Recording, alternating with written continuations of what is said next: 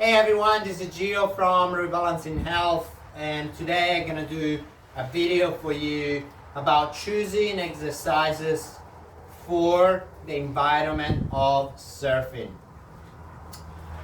Not all exercises that we choose are equal. Only because you perform a pull with a cable machine, an elastic band, or a dumbbell, or you do a chin-up, you're not getting the same result.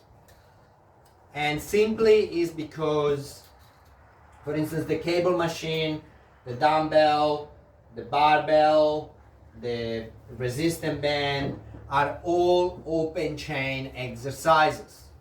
Instead, surfing is a closed chain, mostly closed chain environment. What is closed chain and open chain? Well, closed chain is when we can overcome the resistance, whether let's say the rings, we can only pull ourselves up to the rings or pull ourselves away from the rings or push ourselves away from the ground, but we can't pull the ring toward us. The body needs to go closer to the resistance. The open chain is the opposite.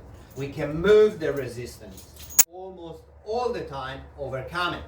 If I can't overcome it, that's become an isometric contraction. However, there is no movement, because if I'm sitting over here and I can't move it, but I still contracting the muscle, that will become an isometric contraction, which is different. The resistance bands, we can always pull it, push it, so that's an open chain. So instead, surfing is a closed chain. However, paddling and swimming is a closed chain.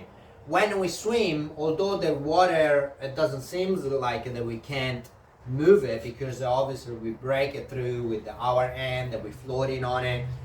The viscosity, the density of the water, and the force of gravity creates an environment in which we actually have to pull ourselves up past the point of anchor. However, our hand, when we're reaching to for paddling or for swimming, when we're reaching with one arm, we anchor ourselves, and that's the same for kayaking, any sports that is performed in the water, which require us to utilize our body to propel ourselves. So that's a big difference. It is a big difference in regard to the fact that if we train on an open chain environment, and then we go into the water, which is a closed chain environment, that is not optimal in terms of the carryover of the exercises that we have performed in the gym. They're not actually up to the resistance that we will find in the sport environment. And in terms of metabolic conditioning, endurance, or whether training for endurance in the water with the closed chain exercises, let's pretend that we're training in our paddling stroke, and consequently we do some sort of a pull, we do chin-ups. We can add the resistance band, because we know that for training for endurance and consequently metabolic conditioning, we need to train up to between past 2 minutes up to 3 minutes of time under tension, which is a long time. Not many people can do 3 minutes of chin-ups without non-stopping, without some sort of support. So with the resistance band, we can place the resistance band on the chin-up bar, and we can pull down the resistance band. We can place one knee on it. We can place the opposite knee on it, and now we are partially suspended in the air which takes quite a lot of weight. So now we can work on perhaps performing, and I will give you a demonstration in a second, but we can work on that.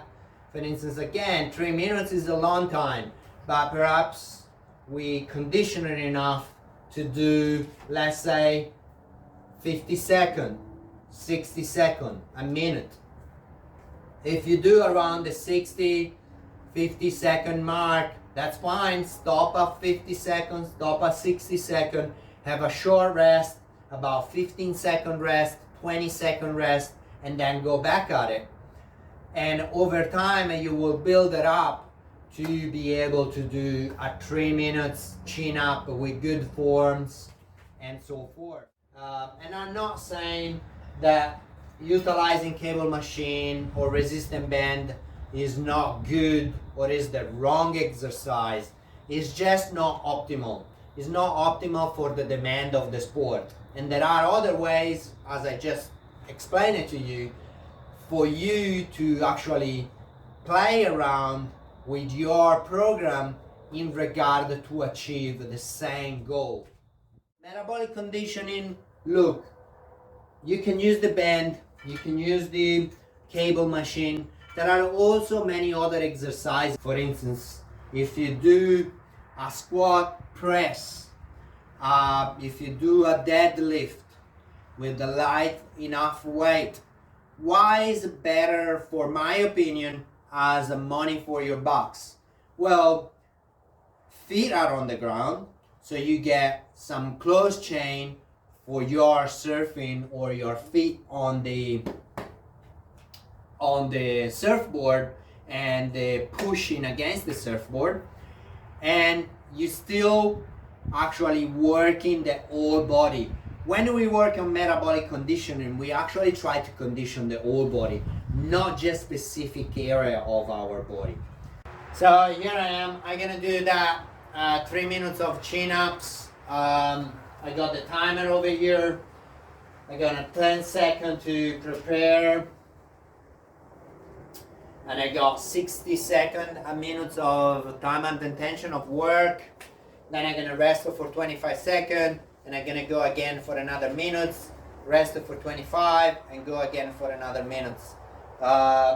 So yeah, I will do the 3 set. I'm gonna do 3 minutes, and that's to show you that you can do it. And as I said, if you can't perform a chin up at the moment, not even one, just start with eccentric.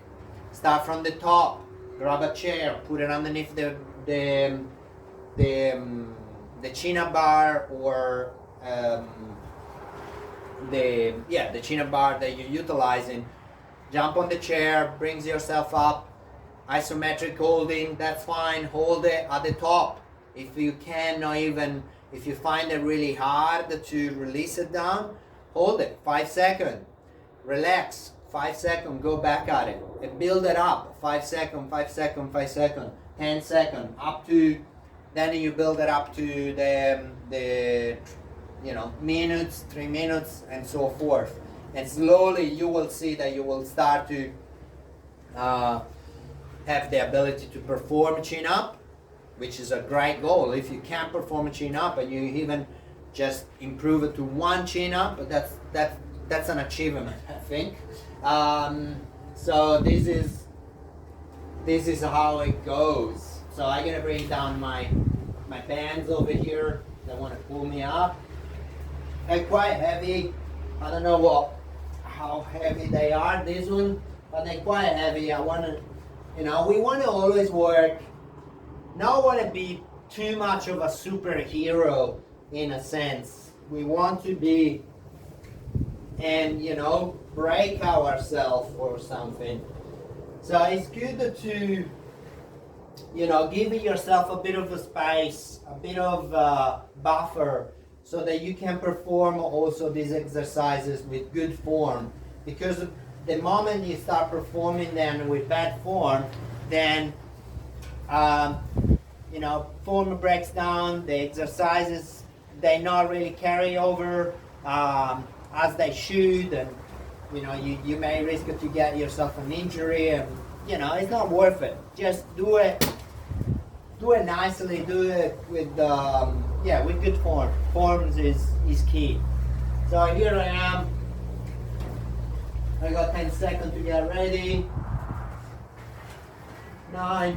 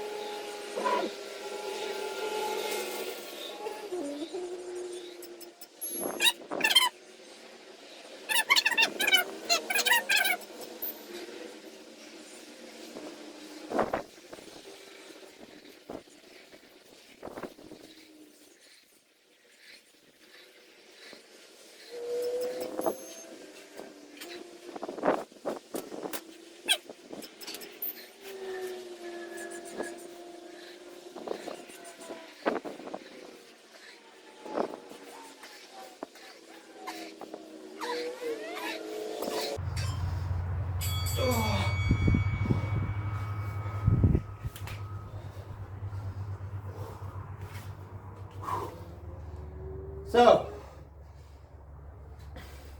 as you can see, it's a pretty big effort. So, work yourself up, but keep maintaining the form. Possibly, I could have gone 2 minutes and a half, but still, stay in that range. You know that above 2 minutes, 3 minutes, 4 minutes, that's the range that you work on, if that's what you're working for. So, yeah, this is Gio from Rebalancing Health. I hope you enjoyed my video.